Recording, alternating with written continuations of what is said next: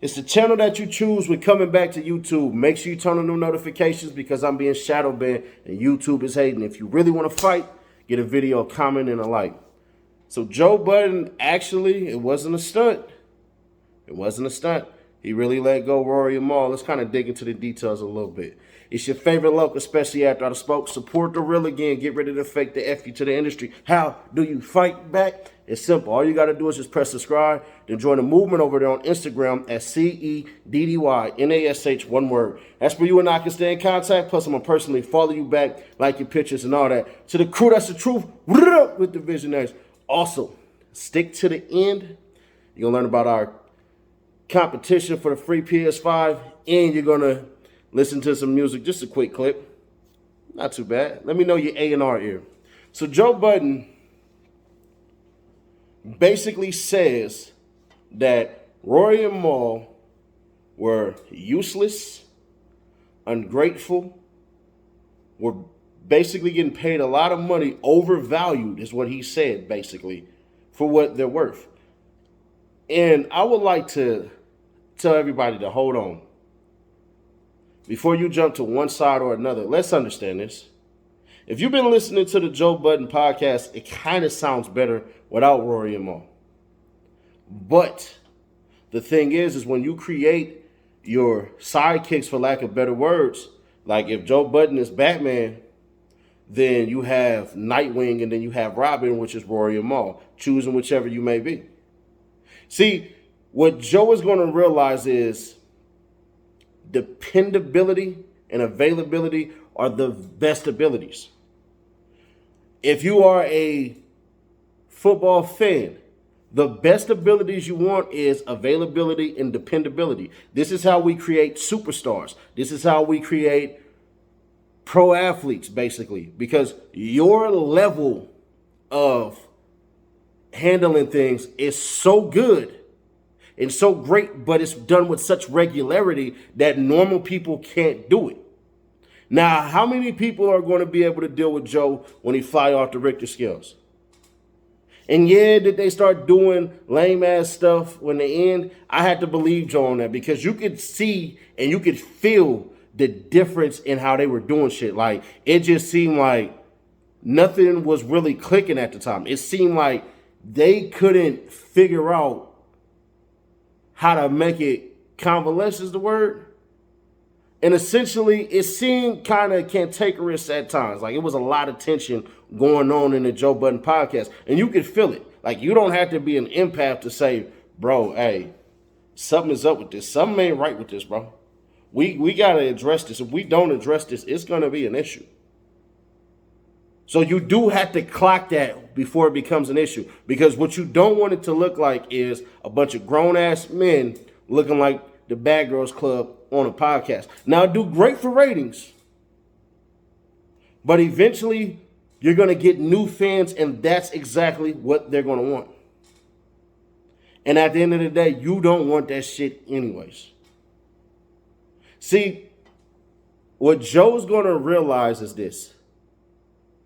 The filling out process of people, you're never really done with it until turmoil hits you. See, you can see how Rory and Mal were handling turmoil. But if what Joe Budden is saying is he was doing this and doing that, and people were still calling it the Joe Budden podcast for Rory and Mal, you got to remember, bro, it's Gladys Knight and the Pips. You see what I'm saying?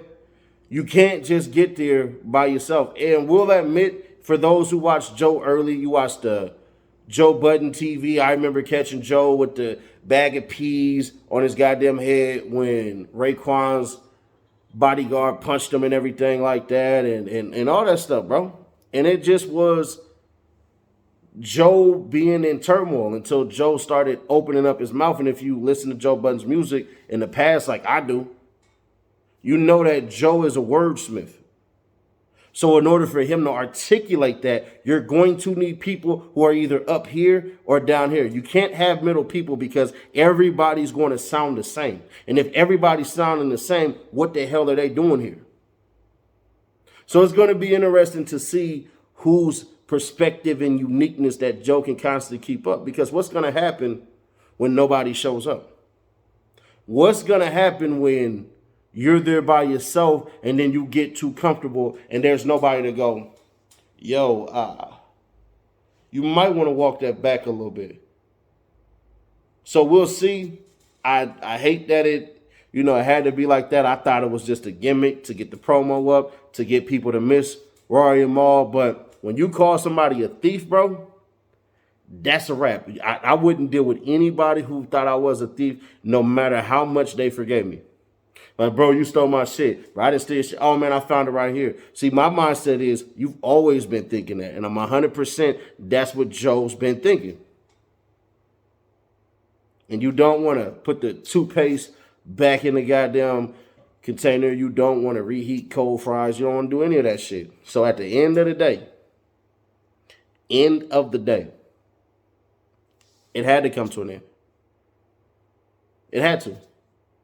Thankfully, Joe was essentially wise enough to understand once the mood is changed and the feelings are different, that's a whole nother person. That ain't the same person no more.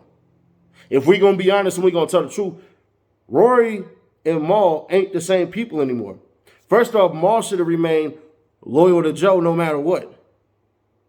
Joe put Mal on, if I said Rory before, my bad. But Joe put Mal on his mixtapes before. If you remember the Mop Salad skit from Mood Music 4. That was Mal on there. But I don't know what the hell happened with Rory, if he seemed too egotistical, and then he was able to get his ears into, his thought into Mal's thoughts, and then they basically became one. But who the hell is going to watch a Mal and Rory podcast? Because they're now tied at the hip. They have to. They literally have to stick together and make this work and possibly put on another podcast. But the problem with that is who from the big leagues is going to come down to, because they're going to need either one or two ventures. Either you need to interview up and coming artists from different cities, or you need to always interview essentially artists that are famous enough that can get your viewership up, and then you can provide that, whether you talk about sports, politics, food, entertainment, whatever it is in which you discuss. Y'all expect me to keep it real? Because you know that I will. I do this daily, baby. Check out the Nightly Nash podcast. We will be dropping an episode in a couple of hours. Also, make sure you stream the music, Steady Nash Music. The new mixtape is going to be called Ornately Intrinsic. It's going to drop when we get to 50K. And if you made it this far and you haven't subscribed, why the hell not, honestly? And for the people who stayed, once we hit 100,000 subscribers, we're going to give away a free PS5 or something of equal value. If you're a rapper, that's a couple of verses. If you're a sports fan, we're going to buy you 2 tickets to wherever the hell in which you want to go. Now, how do you qualify for it? There's 3 ways. Make sure that you're subscribed. Make sure you like every video. Make sure you leave a comment. It's that simple. It costs you this much, and the rewards are endless. Hell, y'all play the Monopoly stuff on McDonald's, hoping that y'all can get $1 million, and a bunch of y'all play scratchers.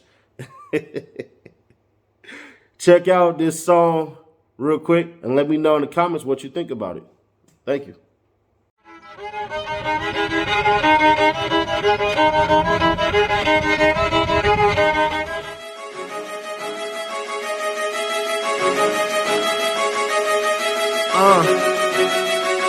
I used to be this drug dealer selling all these drugs. I started as a worker, then I turned into the plug. If you see me on the corner, nigga, you knew what it was. I was only 17, learning what the money does. If I went and bought it soft, then hard is what I turned it to. The profits in the wall and in my mom furniture. I promise that we all eat. That's something that I'm certain of. My life was just starting. Go ahead and pull the curtain up. It wasn't called the bando, it was called the crack house. Guns and the ammo, don't wanna take that route. Got this shit handled, even in a bad drought. Only if she take the ride, hope that she don't back out. Every car pass, you would think it was the cops. I'm picking up this cash, you would think it must have dropped. How long it's gonna last, you would think it would've stopped. Got this money coming fast, you would think it was a twat. I did this every day, man, it really ain't fake.